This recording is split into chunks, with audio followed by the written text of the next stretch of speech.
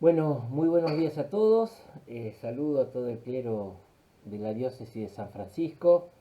Hay algunos que conozco más, otros menos, pero bueno, mando un saludo, un cariño para todos. Me han pedido que los ayude un poquito en el curso de esta mañana a rezar, ¿no? A rezar con la palabra de Dios. Por eso vamos a tomar el texto de la parábola del buen samaritano y también, bueno, con el método de la lección divina, que digamos, la voy a empezar yo y la van a tener que continuar ustedes. Si ahora vamos a leer el texto, yo después le voy a dar algunas pistas para comprender mejor qué dice el texto, digamos, sería el aporte exegético. Les voy a brindar algunas sugerencias para la meditación, que la van a tener también en la mano, un PDF. Y después, bueno, cada uno tendrá que profundizar la meditación, hay algunas oraciones también sugeridas para eso, y después, bueno, queda bueno, cada uno después haga su oración personal con esta palabra, qué le dice el texto a él y qué le hace decir ese texto, ¿no? Y después, bueno, eso se puede cerrar con una oración comunitaria o con un compartir también la resonancia de la palabra, lo cual es muy lindo, ¿no? No recuerdo en qué libro de estos monjes sobre la lección divina leí que le llamaban la eructatio, el provechito, ¿no? Ponían en común lo que la palabra los había alimentado y se ponía en común. Así que bueno, esa es un poco la propuesta para esta mañana. Los invito entonces a comenzar con una oración, poniéndonos en presencia de Dios e invocando al Espíritu Santo para poder hacer una fructuosa lección de este Evangelio. En nombre del Padre, y del Hijo, y del Espíritu Santo. Amén. Espíritu Santo, ilumina nuestro entendimiento para que al leer o estudiar la Sagrada Escritura sintamos la presencia de Dios Padre que se manifiesta a través de tu palabra. Abre nuestro corazón para darnos cuenta del querer de Dios y la manera de hacerlo realidad en nuestras acciones de cada día. Instrúyenos en tus sendas para que, teniendo en cuenta tu palabra, seamos signos de tu presencia en el mundo. Amén. Y ahora vamos a hacer la lectura del texto, que bueno, lo comenzamos en el versículo 25, capítulo 10 del Evangelio de Lucas, Lucas 10, lo comenzamos en el 25 y lo terminamos en el 37, porque está unido, después se los explico bien. Dice entonces, un doctor de la ley se levantó y le preguntó para ponerlo a prueba: Maestro, ¿qué tengo que hacer para heredar la vida eterna? Jesús le preguntó a su vez: ¿qué está escrito en la ley? ¿Qué lees en ella? Y él le respondió: amarás al Señor tu Dios con todo tu corazón, con toda tu alma, con todas tus fuerzas y con todo tu espíritu, y a tu prójimo como a ti mismo. Has respondido exactamente, le dijo Jesús, obra así y alcanzarás la vida. Pero el doctor de la ley, para justificar su intervención, le hizo esta pregunta: ¿y quién es mi prójimo? Jesús volvió a tomar la palabra y le respondió: un hombre bajaba de Jerusalén a Jericó y cayó en manos de unos bandidos que lo despojaron de todo, lo hirieron y se fueron dejándolo medio muerto. Casualmente bajaba por el mismo camino un sacerdote, lo vio y siguió de largo. También pasó por allí un levita, lo vio y siguió su camino. Pero un samaritano que viajaba por allí, al pasar junto a él, lo vio y se conmovió. Entonces se acercó y vendó sus heridas, cubriéndolas con aceite y vino.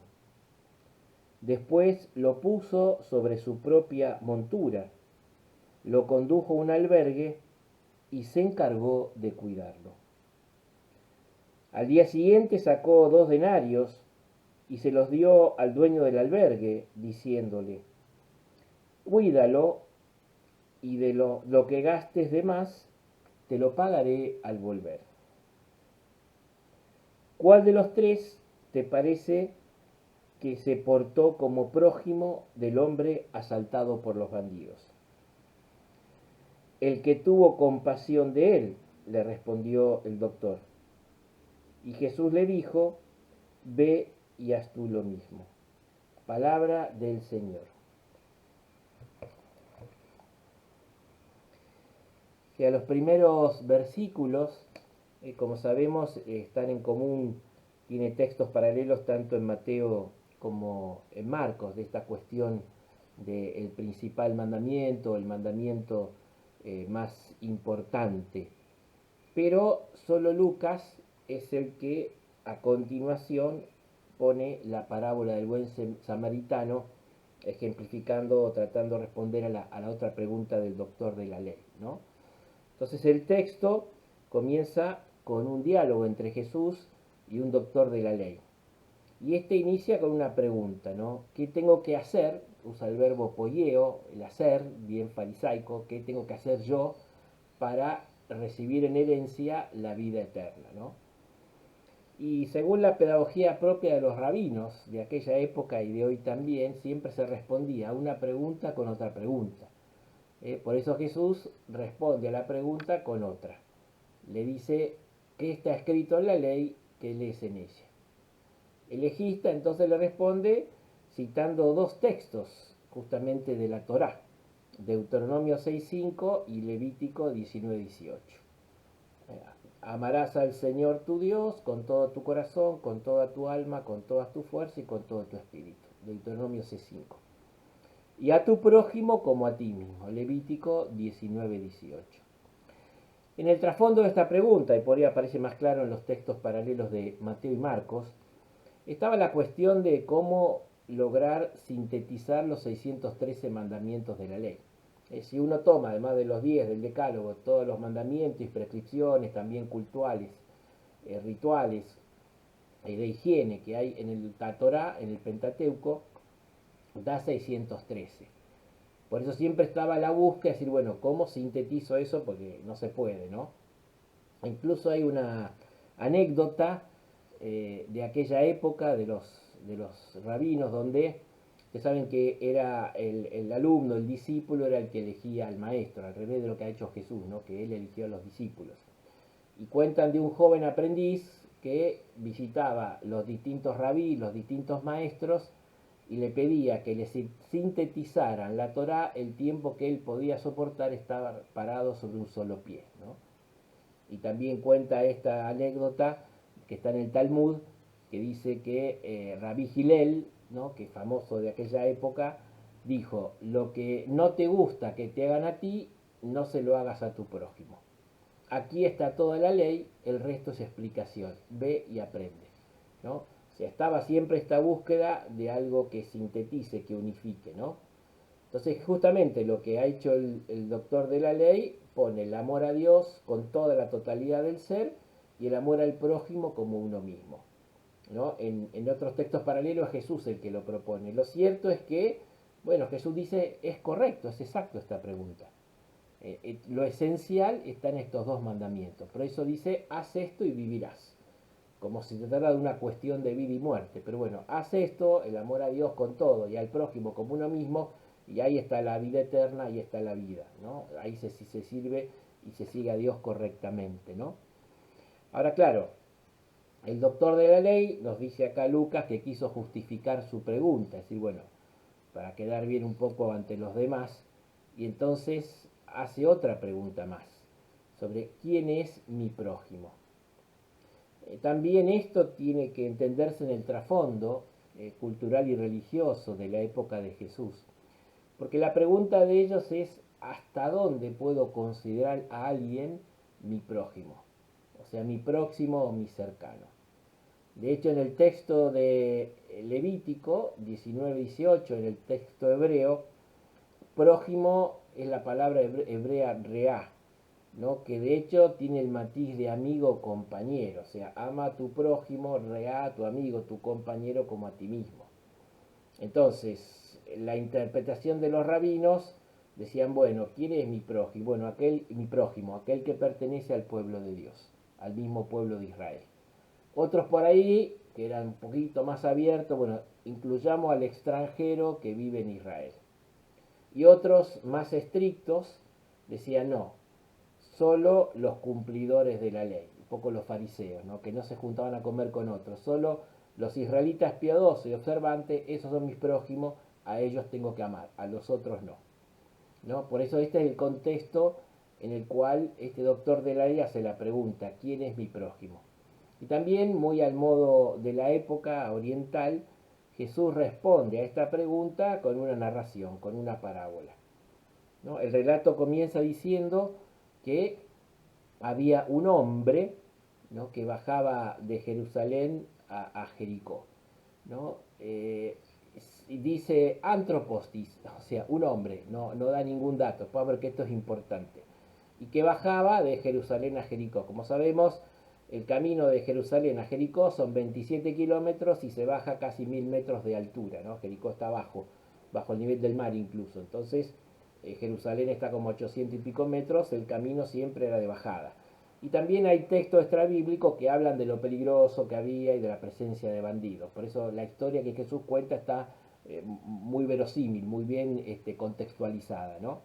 Entonces dice que es atacado por unos ladrones, unos bandidos, que lo despojan de todo, lo golpean y lo dejan tirado y medio muerto.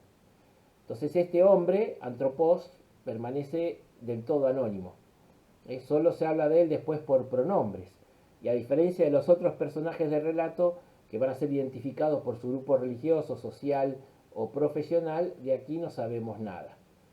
Encima, en aquella época, la vestimenta hablaba mucho sobre la dignidad o la posición social o económica de una persona. Por eso al dejarlo totalmente desnudo y medio muerto, o sea que tampoco puede hablar y decir quién es, no hay ningún tipo de identificación social, étnica o religiosa, ¿no?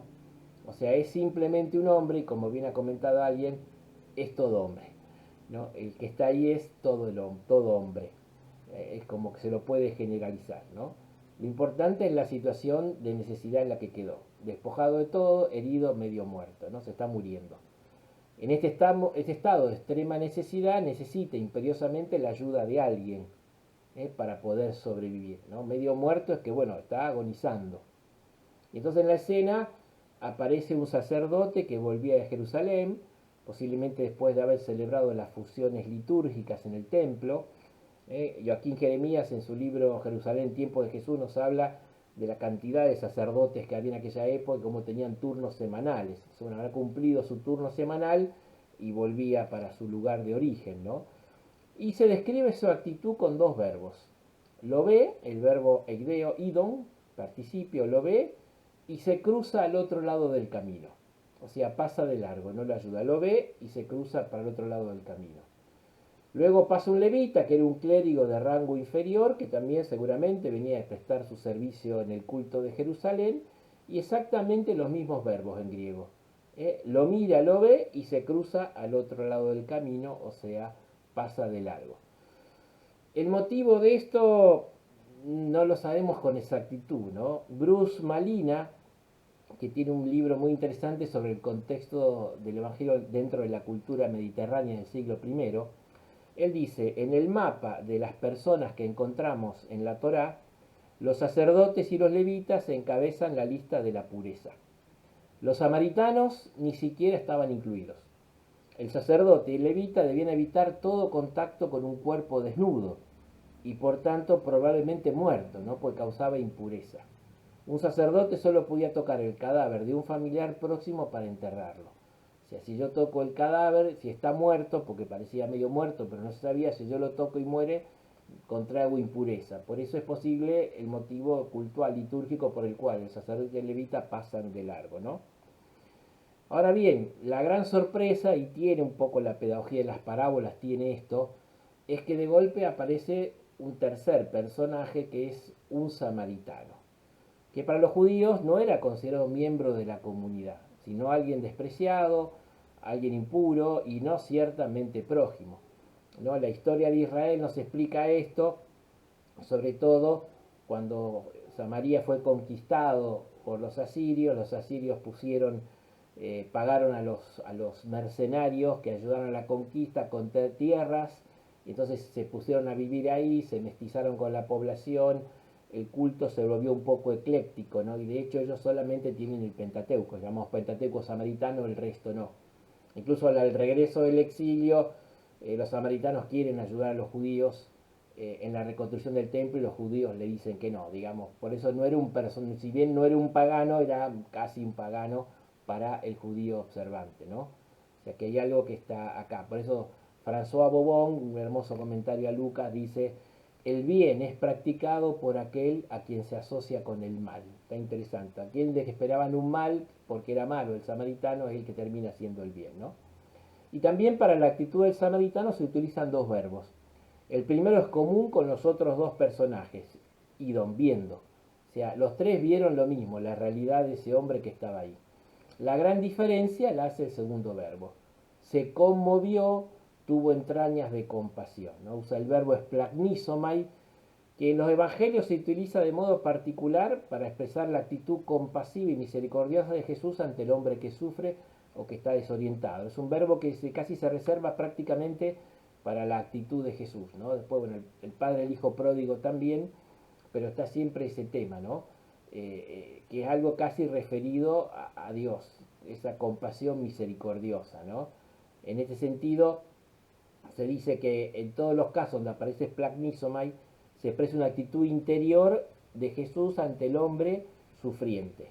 Es una emoción fuerte, pero mezclada de misericordia y de ternura que lo lleva a actuar. O sea, no es lástima, es una conmoción visceral fuerte que me mueve a la acción. Esa es la misericordia, la compasión, ¿no? Entonces, a continuación hay toda una serie de acciones que describe justamente esto, cómo se puso manos a la obra, cómo se puso realmente en práctica la compasión y la misericordia, ¿no? Entonces dice que se acercó, la cercanía, vendó sus heridas ungiéndola con vino y aceite. En la concesión de la época el vino era para desinfectar y el aceite tenía poderes curativos. Lo cargó sobre su propia montura, lo llevó a una posada o albergue donde lo cuidó, ¿no? Y al día siguiente le deja 2 denarios al posadero para que lo siga cuidando hasta que él vuelva, o sea, promete volver, ¿no? O sea, en cierto modo le restituye todo lo que había perdido, en especial la vida, que estaba ahí al borde de perderla, lo deja al cuidado del posadero pagándole, incluso promete volver, ¿no? O sea que manifiesta un amor que va más allá de toda ley y de toda justicia, supera la justicia, el deber, muchísimo más, es de exceso, una caridad excesiva que tiene con respecto a este hombre, ¿no? Ahora bien, terminada la parábola, Jesús entonces invita al lector a tomar posición ante la misma, ¿no? Saben que la pedagogía de la parábola es para que el otro se involucre, involucrándose, entonces Jesús le pregunta, ¿no? ¿Cuál de los tres te parece que llegó a ser prójimo del hombre asaltado por los ladrones?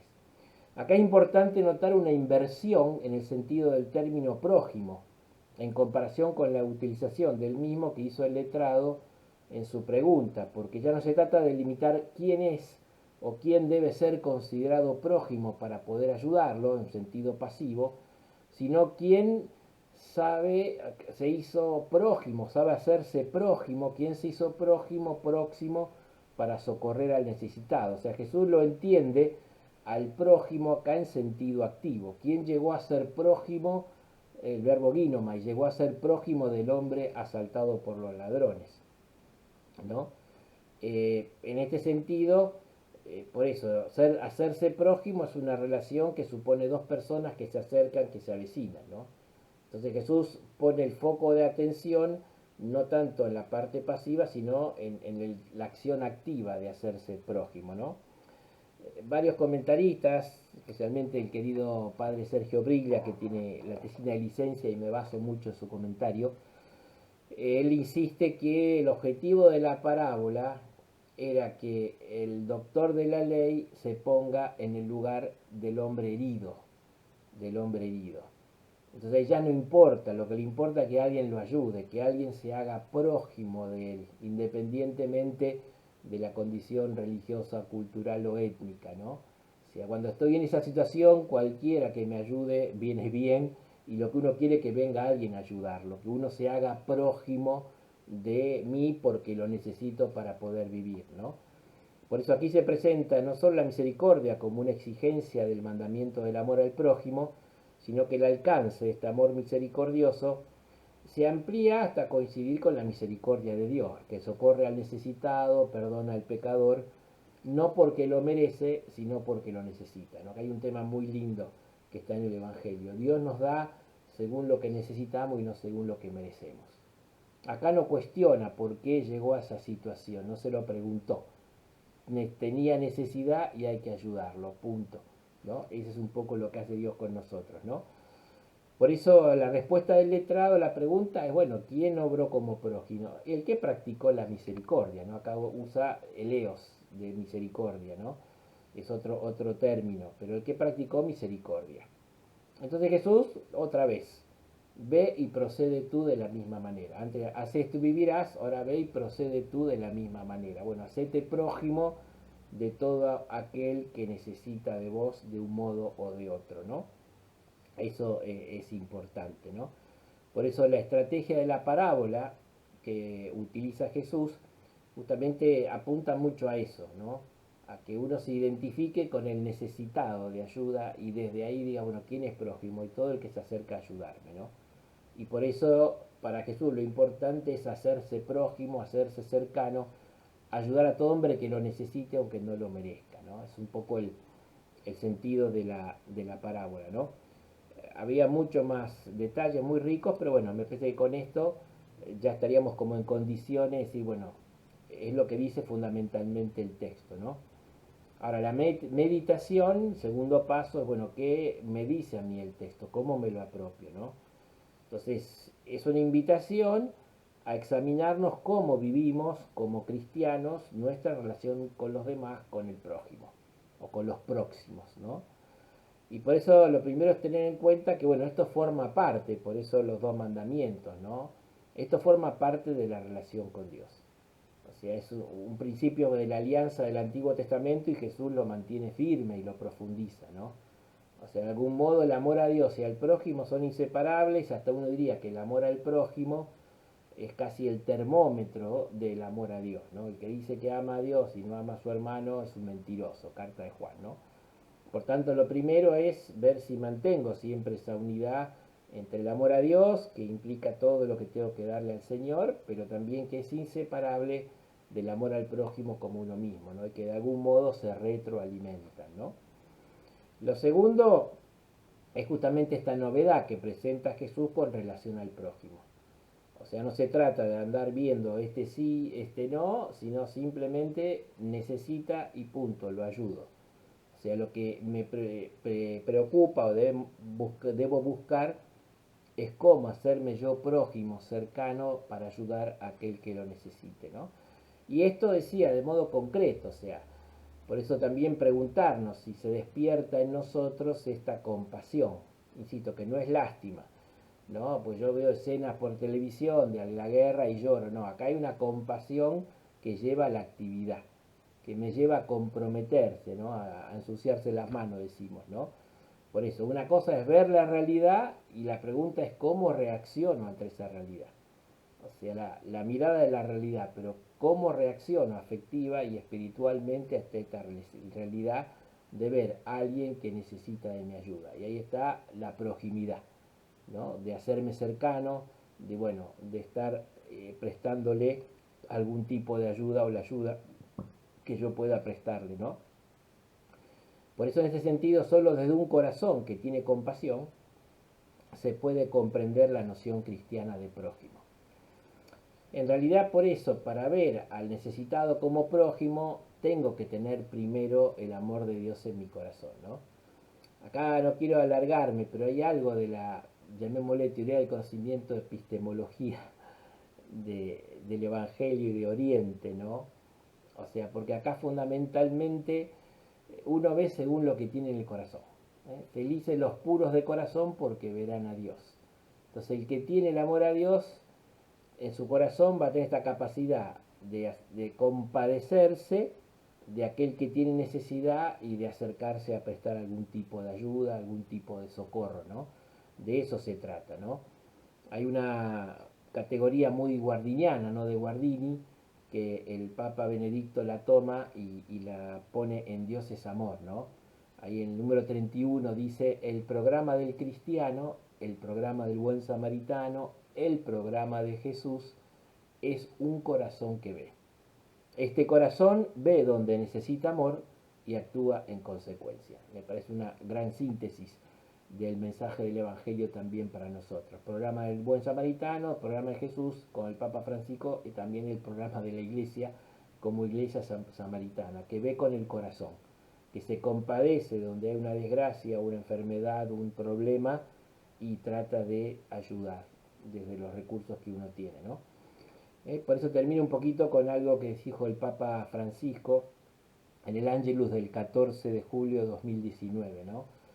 Dice, Jesús invierte la pregunta de su interlocutor y también la lógica de todos nosotros. Nos hace entender que no somos nosotros los que sobre la base de nuestros criterios definimos quién es el prójimo y quién no, sino es la persona necesitada que debe ser capaz de reconocer quién es su prójimo, es decir, quién tuvo compasión de él. O sea, el prójimo se define del lado del periferia, que está en la periferia, en la herida, ¿no? Ser capaz de tener compasión y esta es la clave. Esta es la clave nuestra. Si no sientes compasión frente a una persona necesitada, tu corazón no se conmueve, significa que algo anda mal, dice el Papa. Estemos todos atentos. No nos dejamos llevar por la insensibilidad egoísta. La capacidad de compasión se ha convertido en la piedra de comparación del cristiano, más bien de la enseñanza de Jesús. Jesús mismo es la compasión del Padre por nosotros, ¿no? Por eso algunos padres de la Iglesia comparan o atribuyen, identifican al samaritano con Jesús porque socorre, ¿no? Bien, después les dejo unas 4 preguntitas que las tienen como para seguir profundizando. Digo, esto, cada corazón, cada uno en su corazón verá la palabra, se verá a sí mismo. Bueno, queda el diálogo personal con el Señor sobre esto, algunas preguntas para ayudar y después, bueno, quedaría que ustedes después terminen con una oración en común o con una puesta en común de lo que hayan rezado. Bueno, espero haberlos ayudado a rezar y bueno, y que puedan seguir bien esta jornada. Que Dios los bendiga mucho.